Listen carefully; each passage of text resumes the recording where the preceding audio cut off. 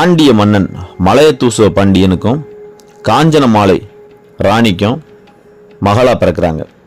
அது எப்படின்னா, காஞ்சனமாலை அரசி முற்பிறவியில கந்தர்வலோகத்துல வித்யாவதி என்கிற ஒரு பெண்மணியா வாழ்ந்து வந்தாங்க. அந்த பெண்மணிக்கு பூலோகத்தில் உள்ள புண்ணிய தலமான மதுரையில, அப்போது பேரு கடம்போனம், மதுரையில அருளும் சியாமலா தேவி மீது மிகுந்த பக்தி இருந்திருக்கு. மதுரைக்கு வந்து சியாமலா தேவிய மனமுருக வழிபட்டு அங்கேயே தங்கி சேவையும் செஞ்சு வந்தாங்க. தம்பி அவங்களுக்கு 3 வயது சிறுமி வடிவில காட்சி தந்து என்ன வர வேணும் அப்படின்னு கேட்டதுக்கு அவங்க, அடுத்த பிறவில எனக்கு நீ வந்து மகளா வந்து பிறக்கணும் அப்படின்னு சொல்லி அவங்க வரம் வாங்கிட்டாங்க. அதே வரத்தை அந்த கடவுளும் அம்பியையும் கொடுத்துட்டு மறைஞ்சிடறாங்க. இதன் காரணமா இந்த அம்மா என்ன பண்றாங்க, அடுத்த பிறவில மலையத்தூச பாண்டியனுக்கு மனைவியா வந்து மதுரையில வாழ்ந்துட்டு வர்றாங்க. பாண்டிய மன்னன் மலையத்தூச பாண்டியனுக்கு மனைவியா இருக்கக்கூடிய காஞ்சனமாலைக்கும் பாண்டிய மன்னனுக்கும் இடையில நீண்ட நாட்களா குழந்தை பாக்கியம் இல்லாதனால குழந்தை பாக்கியம் வேண்டி புத்திர காமேஷ்டி யாகம்னு ஒரு யாகத்தை நடத்திட்டு இருக்கிறாரு.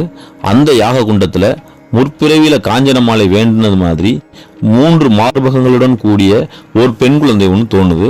அந்த குழந்தையை பார்த்தோன்னே, என்னடா வழக்கமா இருக்கக்கூடிய 2 மார்பகத்துக்கு பதிலாக 3 மார்பகம் இருக்குன்னு அந்த தம்பதிகள் திகைத்து பார்க்கிறாங்க.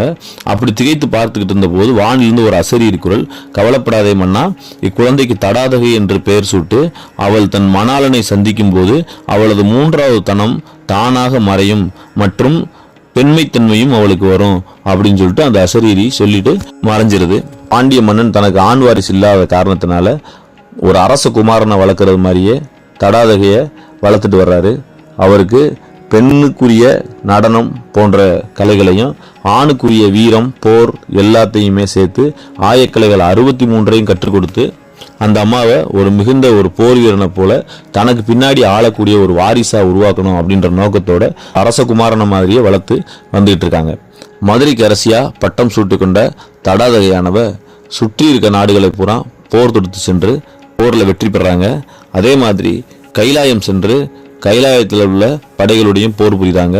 போர் புரியும் போது நந்தி மற்றும் பூத கணங்கள் எல்லாம் தடாதகையோட போர் படைக்கு முன்னாடி தோல்வி அடைஞ்சு நிற்கவும், அதனால கோபம் கொண்ட சிவபெருமான் நேரடியா தானே முன் வந்து போர் புரிய வர்றாரு.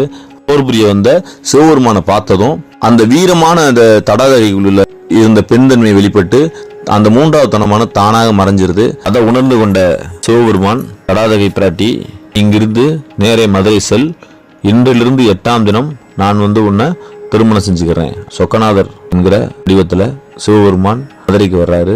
கோலாகலமா திருமணம் நடைபெறுது.